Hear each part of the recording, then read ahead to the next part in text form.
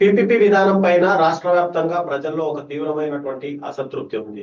అయినప్పటికీ కూడా రీసెంట్ గా కేబినెట్ కమిటీ ఒకటి తీర్మానం చేసింది. ఏంటంటే 50% ఏమో ప్రైవేటీకరణ చేస్తాం, 50% ఏమో గవర్నమెంట్ సీట్లు ఉంటాయి అని చెప్పి. అయితే రాబోయే రోజుల్లో పూర్తిగా ప్రైవేట్ కి అప్పచెప్పే అవకాశాలు ఉన్నట్టుగా కనిపిస్తున్నాయి. ఇప్పుడు ఒకటి రవిచంద్ర గారు, పీపీపీ విధానం వల్ల మనకు జరిగే నష్టాలు ఒక 4-5 చెప్తా. కొంచెం నిదానంగా టైం తీసుకున్నా కూడా దీని గురించి మాట్లాడదాం. పీపీపీ విధానం వల్ల మొదటిగా ఆర్థిక భారం అనేది వస్తుంది. ప్రభుత్వానికి ఆర్థిక భారం పెరిగే అవకాశాలు చాలా ఉన్నాయి దీని ద్వారా. అదేవిధంగా ఎందుకంటే ప్రభుత్వము ప్రైవేటు భాగస్వాములకు చెల్లాల్చవలసిన మొత్తం ఎక్కువైపోతుంది.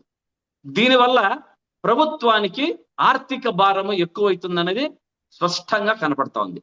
నంబర్ 2, సేవలకు ఖర్చు పెరుగుదల ఎక్కువైతుంది. అంటే ఇప్పుడు ప్రైవేటీకరణ భాగస్వాములకు తమ లాభాలను పెంచుకోవటానికి, వారి యొక్క లాభాలను పెంచుకోవటానికి సేవల ఖర్చుకు అవకాశాలు డబ్బు పెంచేస్తారు ఎక్కువ. దీనివల్ల వినియోగదారులకు నష్టం కలుగుతుంది. దీనికంతా మనం హాస్పిటల్కి పోయే వాళ్ళకి కానీ, మనకు కానీ, పేషెంట్స్ కానీ, ఎవరికైనా ఇంకా ప్రజల మీద ఆర్థిక భారం పడినట్టే.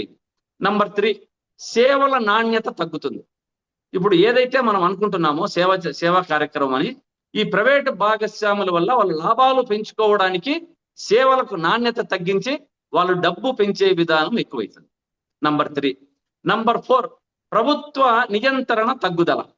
ప్రభుత్వం యొక్క నియంత్రణ తగ్గిపోతుంది.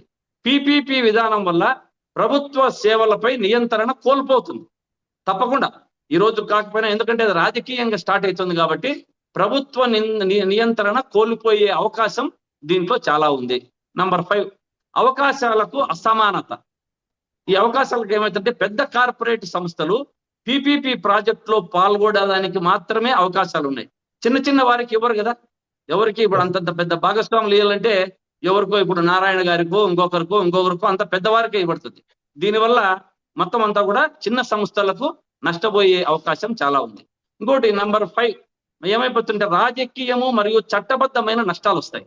దీనివల్ల పీపీపీ ప్రాజెక్టు వల్ల రాజకీయము చట్టబద్ధమైన సవాళ్లు ఎదుర్కోవాల్సి వస్తుంది. దీనివల్ల ఈ యొక్క 5 అంశాలను గుర్తుపెట్టుకుంటే పీపీపీ అనేది ప్రజలకు నష్టము. ప్రజలకు మామూలుగా బడుగు బలహీన వర్గాల అందరూ కూడా దీన్ని వినియోగించుకోలేని పరిస్థితి వస్తుంది. దీనివల్ల ఉద్యోగాల జోలికి పోయినామంటే ఎస్టీ, ఎస్సీ, బీసీలకు అన్యాయం జరుగుతుంది. వారికి 50% రిజర్వేషన్స్ రావాలా, అవి రాకుండా వెళ్ళిపోతాయి. ఎవరైనా బడుగు బలహీన వర్గాలు చదువుకోవాలంటే ఫీజులు కట్టే పరిస్థితి లేదు. ఈ రోజు వారు చెప్పిన ప్రకారము 50% అన్నారు.